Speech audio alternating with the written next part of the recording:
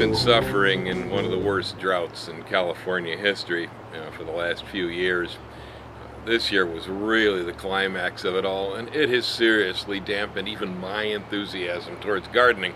And so I guess I must have aggravated a few people out there when I posted a video yesterday called Green Onions, and it turned out it was the Booker T and the MG song instead of anything about gardening. And I guess a few people took exceptions with that. They were thinking they were going to learn about growing green onions.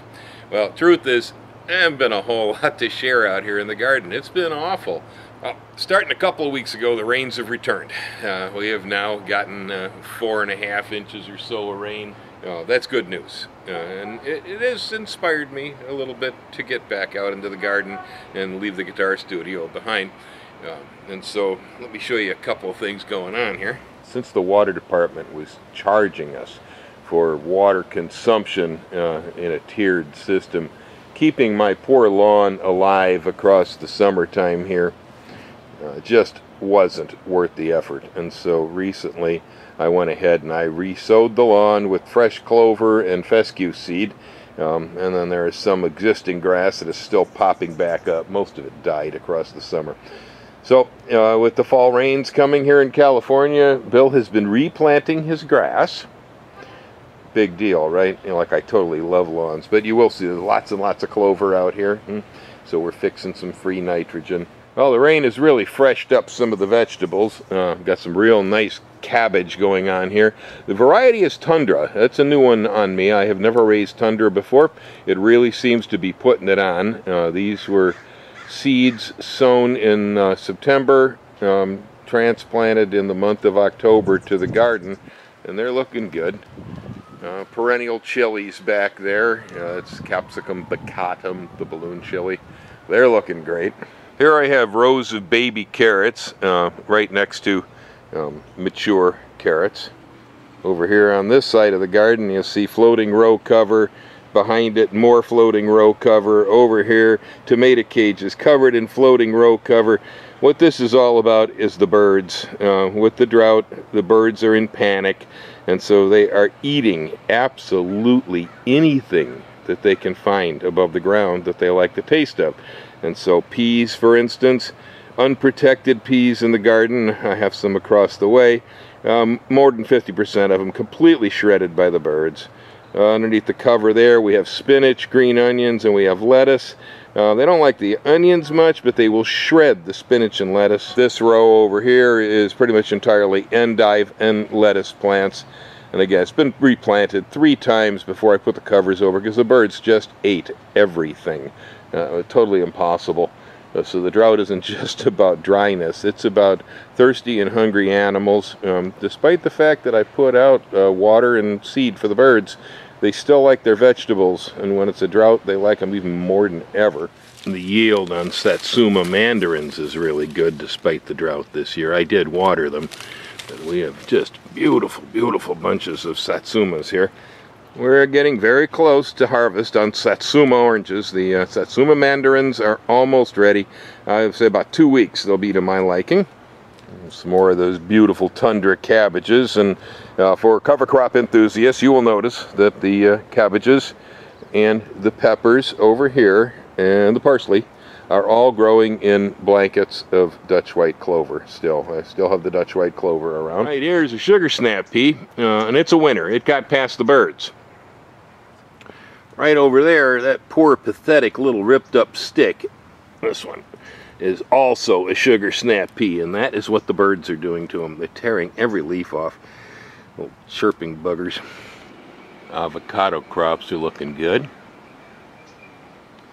A pretty average yield. The tree seems to be putting up with the dry weather pretty well. Limes are also doing fine, which of course is a good complement to the avocados. Bananas looking good. Pretty happy about them.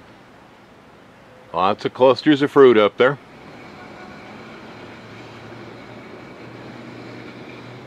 Along with banana bud.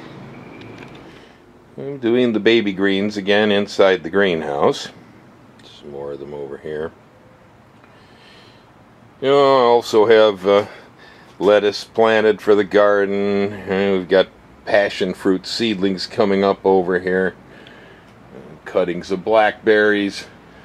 Up top over there, I got some broccoli, some onions, and some cabbage ready to go out in the garden any minute now.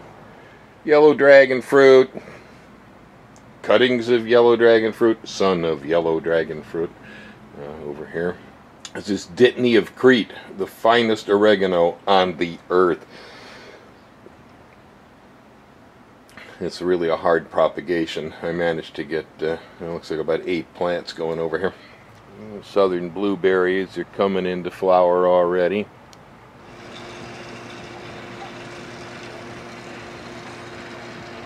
Part of the big deal of the day is the Japanese persimmons.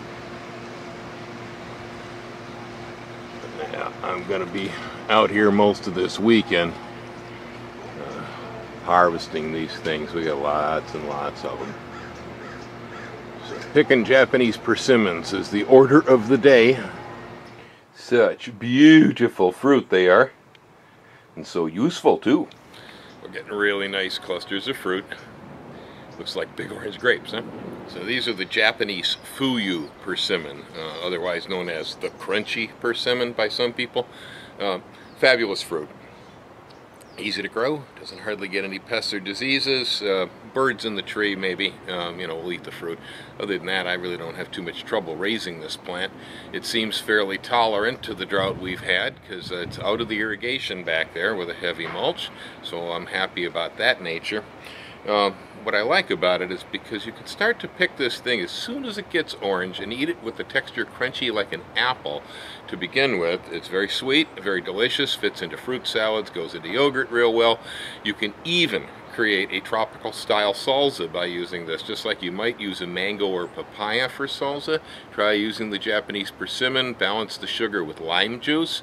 So a good recipe would be peeled and chopped Japanese persimmon, fuyu persimmon, with onions, cilantro, salt, lime juice, jalapeno or serrano chilies. Perhaps if you're a 911 type guy, you might want to go ahead and use habanero or ghost chilies or something even worse, Naga Vipers. Personally, I like jalapenos in mine. But mix great salsa, and that salsa is really good with things like fish, with things like poultry. No, it's not bad on pork either.